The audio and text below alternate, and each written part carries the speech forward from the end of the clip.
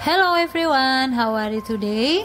I hope you always stay healthy and stay at home. And don't forget, keep spirit and keep smile. Oke, sebelum memulai pelajaran, kita berdoa terlebih dahulu. Nah, doa kita hari ini dipimpin oleh bintangnya. Semua lipat tangan dan tundukkan kepala, kita berdoa. Ya Tuhan, terima kasih atas berkat dan kesehatan yang Kau berikan kepada kami hingga hari ini.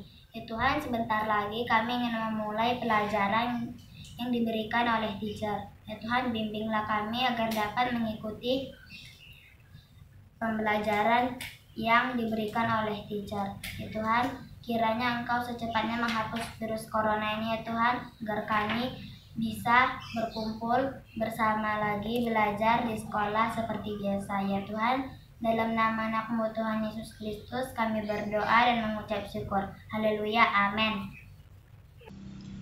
Okay, now we are going to new topic, subtema 3, pembelajaran 1 dan 2. Okay, apakah itu? Ya, aku suka bertualang. Kamu tahu gak sih bertualang itu apa? Oh, jangan-jangan kamu sudah pernah melakukannya, tapi kamu tidak tahu kalau itu adalah bertualang. Oke, coba perhatikan gambar ini. Wah, seru ya mereka ini. Pramuka, ada mereka di hutan. Oke, nah ini juga ada di gunung. Wah, seru banget. Oke, jadi bertualang adalah mengembara. Oke, mengembara pergi ke tempat yang baru. Oke, pergi ke tempat yang baru. Berarti kamu sama sekali belum pernah ke sana. Itu namanya bertualang. Nah, kalau kalau kamu bertualang, kamu disebut sebagai petualang. Kamu disebut sebagai petualang, tapi apa ya yang harus dikuasai oleh seorang petualang? Supaya dia disebut atau bisa menjadi seorang petualang, apa yang harus dia kuasai? Oke, yang pertama adalah, wow, ngapain dia ya? Dia sedang, mengamati. Jadi, seorang petualang harus mampu mengamati sekitar. Oke, kalau di pramuka, kamu akan diberi atribut TKK pengamat. Oke, nah masih ingat kan atribut ini kan? Iya, kalau kamu menjadi seorang pengamat, berarti kamu dikasih atribut seperti ini. Oke, yang kedua adalah mampu menentukan arah dan tempat. Wah, arah dan tempat. Gimana caranya? Oke, kamu nanti dikasih peta. Jadi, setelah kamu bisa menentukan arah dan tempat, maka kamu akan dikasih atribut seperti ini, juru peta. Oke, seru ya kalau udah dapat yang dua ini. Wah, mudah-mudahan nanti Look Level dapat atribut yang ini. Oke, selanjutnya adalah, perhatikan, bagaimana menjadi seorang pengamat dulu, oke? Kita menjadi seorang pengamat, apa sih yang harus kita pahami? Oke, hal sederhana yang harus kamu pahami adalah memahami rambu-rambu lalu lintas. Kenapa harus ini? Tentu saja dong, kalau kamu ingin pergi ke satu tempat, apalagi dia jauh, berarti kamu harus berkendara. Nah, ketika kamu menggunakan kendaraan kamu harus tahu rambu-rambu lalu lintas. Itu dulu hal yang pertama yang harus kamu kuasai. Apa saja kak itu? Oke, check it out. Oke, yang pertama, coba kamu amati gambar di bawah ini. Oke, ini gambarnya. Kira-kira yang mana di sini yang disebut rambu-rambu lalu lintas? Apakah mereka ini yang menggunakan kendaraan? Oke, kita cek dulu ya yang mana rambu-rambu lalu lintas. Oke, wah ini ternyata rambu-rambu lalu lintas. Kayaknya sering ya kita lihat di jalan ya, tapi jangan-jangan kita nggak tahu ini salah satu jenis dari rambu-rambu lalu lintas. Oke, yang mana lagi ya? Ya, hampir sama. Nah, wah yang kecil ini juga ternyata. Terus yang mana lagi? Oh, yang ini. Yang kuning ini. Oh, ini juga ternyata rambu-rambu lalu lintas. Oke, nah sekarang coba amati masih ada lagi nggak? Nah, ini sama kan? Ini sama dengan ini. Ini juga sama dengan ini. Oke, nah apa sih artinya masing-masing? kita cek satu persatu. Oke. Nah, ini ada nggak tanda ini tadi? Ada. Itu larangan apa ya? Biasanya kalau dibuat seperti ini gambarnya, oke, terus dikasih lingkaran dan garis, berarti itu adalah larangan. Ingat ya, kalau ada seperti ini, lingkaran dan garis, berarti itu larangan. Oke, itu larangan untuk apa? Iya, dilarang belok kiri untuk kendaraan. Ingat, untuk kendaraan, bukan untuk pejalan kaki. Kalau pejalan kaki mah bebas mau belok mana. Oke, yang penting dilihat dulu kiri dan kanan. Oke. Kalau yang ini juga larangan nggak? Iya, ini larangan. Kenapa? Ada garis dan lingkaran ini. Oke. Larangan untuk apa? Iya, larangan untuk berhenti. Oke, larangan berhenti untuk kendaraan. Ingat sekali lagi, bukan untuk pejalan kaki. Oke. Yang berikutnya adalah, wah, ini larangan juga nggak? Wah, ini dilarang masuk. Oke, dilarang masuk. Wah, nanti marah si bapak ini. Oke, dilarang masuk. Kemudian, ini bagaimana ini? Mau tanda seru lagi? Artinya ini adalah, iya, hati-hati. Kalau udah ada tanda seru seperti ini berarti kudu hati-hati.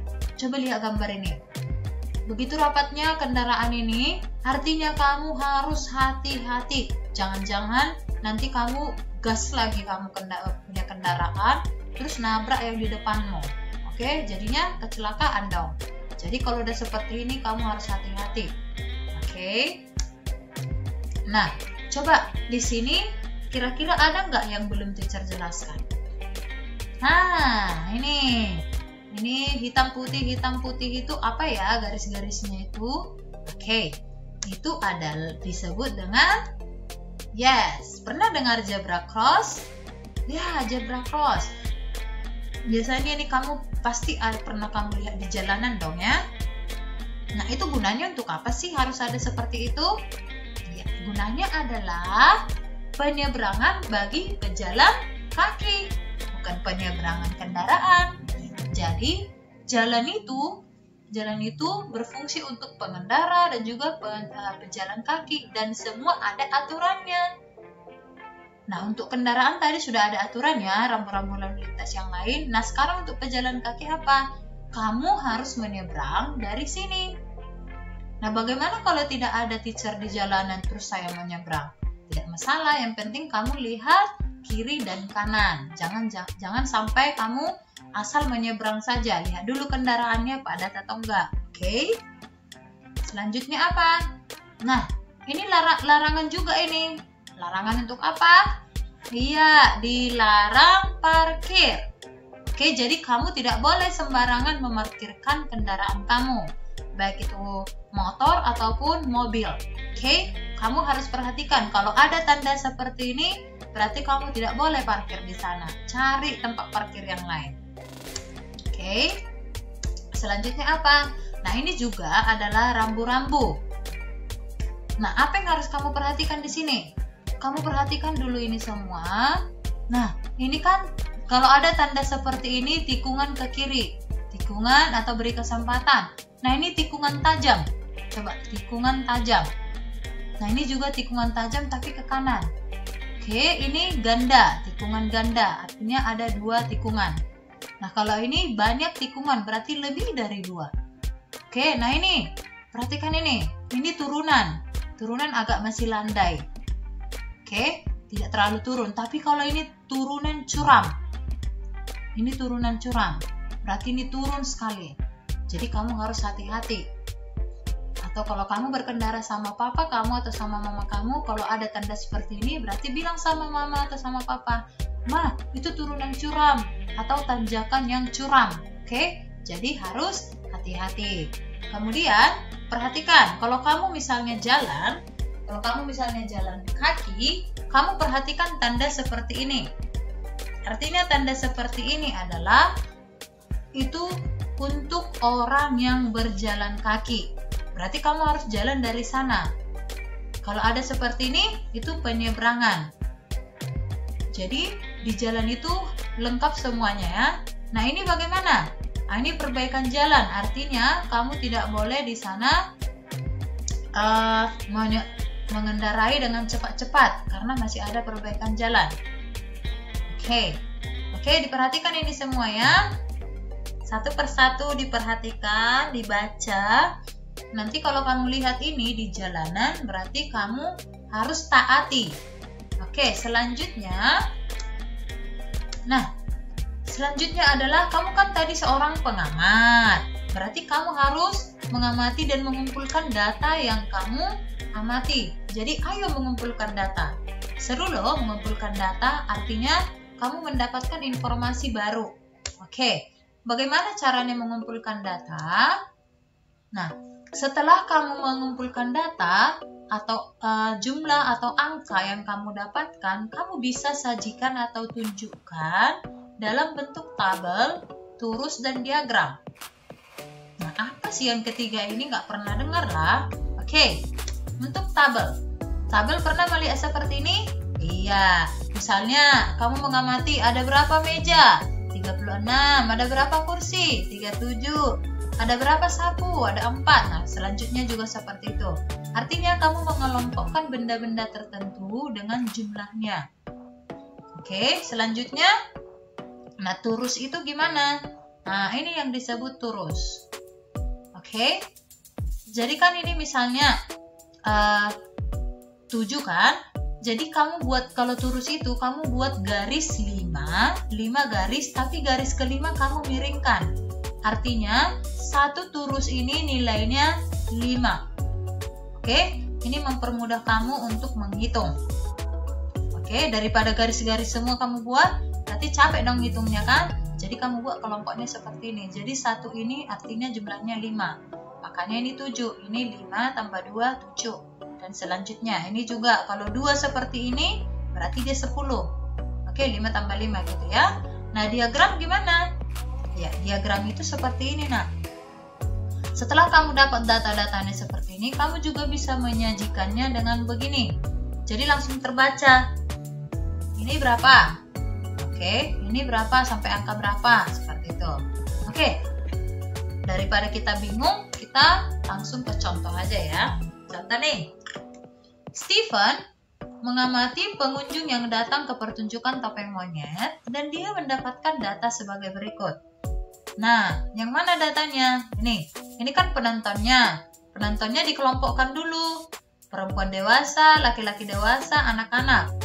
Nah, setelah kita hitung berapa penonton dewasa, kita bentuk turus. Kita bentuk turus seperti ini. Ternyata perempuan dewasa ada 2 seperti ini dan ada garis-garis lagi. Kira-kira jadi berapa? 14. Oke. Kemudian laki-laki dewasa. Nah, ada 2. Berarti jumlahnya 10. Kalau anak-anak, ini ada 2 tapi ada garis 2 lagi. Berarti jumlahnya 12. Oke. Selanjutnya gimana? Nah, setelah kita mendapatkan datanya dan kita buat dalam bentuk tabel dan juga turusnya, sekarang kita mau buat ke bentuk diagram. Pertama yang harus kamu lakukan adalah buat dulu seperti ini, oke? Ini adalah diagram tabel yang sederhana, oke? Nah, selanjutnya gimana dong? Kamu buat keterangan dulu di sini. Di sini keterangan penontonnya tadi, oke? Nah, di sini lihat cara membuatnya. Kamu lihat di sini. Angka yang paling banyak itu sampai berapa? Bilangan yang paling banyak itu sampai berapa? Ini 12, 10, 14. Berarti 14 ya. Jadi kamu buat dia sampai angka 14. Oke? Kamu buat dia sampai angka 14. Angka tertingginya, bilangan tertingginya. Kalau kamu buat dia sampai 12, nanti ini nggak masuk. Oke? Ngerti ya? Nah, selanjutnya gimana? Iya, ini kan tadi perempuan dewasa. Dia sampai 14. Maka kita buat diagramnya sampai 14. Oke? Kita warnai sampai 14. Nah, ini laki-laki dewasa sampai 10. Berarti kita mewarnainya, membuat diagramnya sampai angka 10. Iya. Lalu, selanjutnya gimana? Iya, anak-anak kan ada 12 nih. Berarti kita mewarnainya, membuat diagramnya sampai mana? Sampai 12. Paham ya sampai di sini? Mengerti kan, Nak? Jadi, kalau kamu sudah mendapatkan data, kamu buat dulu seperti ini. Lalu kamu buat nanti diagramnya. Oke? Nah, selanjutnya apa ya? Nah, ini. Kamu kan tadi sudah membuat diagram. Diagram itu bisa kamu hias dengan menggunakan arsiran dalam bentuk garis. Oke? Nah, tapi masih ingat nggak unsur garis dalam gambar dekoratif? Oke, teacher ingatkan kembali ya. Ada garis mendatar. Kalau dia bentuknya seperti ini lurus, nah itu mendatar ya. Nah, ini kalau dia berdiri, berarti itu garis tegak. Kalau dia agak miring, oke, itu berarti garis miring. Nah, ini kalau dia melengkung. Nah, ini juga dua garis tapi dia berpotongan atau bersilangan. Garis bersilangan. Ingat ya, lihat dulu. Apa yang bisa kamu amati di sini? Iya, membentuk sudut. Kira-kira ini sudut apa? Ini sudut lancip dan ini sudut apa ini? Iya, tumpul. Nah, ini garis sejajar. Oke, garis zigzag. Nah, garis zigzag. Bentuk sudut apa? Lancip. Kalau ini garis spiral. Oke. Nah, ini garis gelombang ya. Gelombang berarti lengkungannya lebih dari satu. Itu namanya gelombang. Kalau hanya satu aja berarti dia garis lengkung. Oke. Nah, selanjutnya setelah memahami itu tadi, kamu perhatikan gambar ini. Ayo amati dulu yuk. Apa yang bisa kamu lihat di sini? Mereka tertawa, gitu ya. Oke, kamu bisa lihat jenis rambutnya. Oke, jenis rambut yang berbeda. Ini keriting, ini lurus, ini juga lurus, ini lurus juga. Kemudian warna rambut, betul, warna rambut. Ini pirang, ini coklat, ini hitam, ini coklat juga. Wah, terus ini kita bicara apa ya? Alisnya juga, alisnya sama dengan warna rambutnya ya. Oke, kemudian apa lagi? Yes, warna kulit. Lihat nih, warna kulitnya ini berbeda dengan ini dan juga ini dan juga ini. Ini sawo matang, ini putih, ini lebih coklat. Oke. Nah, kira-kira berbicara tentang apakah ini? Iya, ini berbicara tentang Bhinneka Tunggal Ika. Artinya, meskipun kita berbeda-beda ras, ciri fisik kita berbeda-beda, tapi ingat pengertian Bhinneka Tunggal Ika. Apa itu? Berbeda-beda tetapi tetap satu juga. Oke? Berbeda-beda tetapi tetap satu juga. Nah, perhatikan mereka. Mereka berbeda-beda, dari cara berpakaian berbeda, warna kulit berbeda, rambut berbeda, tapi mereka masih tetap bersatu. Oke? Nah, selanjutnya gimana? Nah, karena kita berbicara tentang saling menghargai, saling menghormati, itu adalah sikap yang menjunjung kebersatuan atau persatuan NKRI. Oke, perhatikan ini. Perbedaan apa yang kita bisa lihat di sini? Ini adalah perbedaan tentang agama, kepercayaan. Oke, ada agama Buddha, Katolik, Hindu, Konghucu, Islam, Kristen. Oke. Nah, ini semua mengacu kepada NKRI. Artinya, meskipun kita berbeda agama dengan teman kita, dengan tetangga kita, bahkan di negara kita ini ada 6 agama, tapi apa yang harus kita jaga? Iya, kita jaga, kita harus tetap bersatu dengan cara gimana? Menghormati. Oke, menghormati dan menghargai. Apalagi sekarang bulan puasa. Berarti di bulan puasa ini kamu tidak boleh sembarangan makan di jalan atau di depan rumah. Karena apa? Bisa aja tetanggamu lagi puasa. Jadi kamu harus menghargai mereka. Jadi kalau kamu mau makan, kamu di dalam rumah aja, jangan di teras. Oke? Nanti kamu dilihat yang puasa, mereka nanti jadi nggak enak kan? mereka sudah menahan lapar, terus kamu tiba-tiba tunjukkan makanan. Oke, jadi harus saling menghormati dan menghargai. Nah, di Alkitab juga kita disuruh atau kita diajarin untuk saling menghormati dan menghargai. Oke. Nah, kemudian Bhinneka Tunggal Ika tadi, bagaimana caranya menunjukkan kebinekaan kita? Bagaimana kita kalau disebut sebagai orang yang berbineka tunggal ika?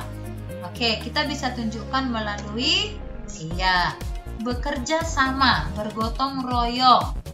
Oke, bekerja sama atau membantu itu juga adalah salah satu wujud Bhinneka Tunggal Ika. Coba perhatikan ini. Nina dan keluarganya bekerja sama membersihkan lingkungan rumah. Oke. Nah, ini juga kalau mereka tadi membersihkan rumahnya dan halaman rumahnya, kalau ini semua di sekitar rumahnya, misalnya paritan depan rumahnya, apalagi jalan di depan rumahnya mereka bersihkan bersama-sama dengan warga lainnya. Kerja bakti atau gotong royong ya. Nah, siapa yang merasakan manfaatnya? Tentu saja mereka sendiri. Jadi, kalau Bhinneka Tunggal Ika ini kamu ingat selalu, maka hidup kita akan rukun. Tidak ada namanya demo-demo, tidak ada namanya berantem-berantem. Jadi, dalam kehidupan sehari-hari, ingatlah Bhinneka Tunggal Ika. Tetap jaga kesatuan NKRI. Oke? Nah, itulah dulu pelajaran kita untuk hari ini. Mudah-mudahan Look Level bisa mengerti, dan yang utama adalah mengingat selalu Bhinneka Tunggal Ika ya, Naya. Oke, bye-bye.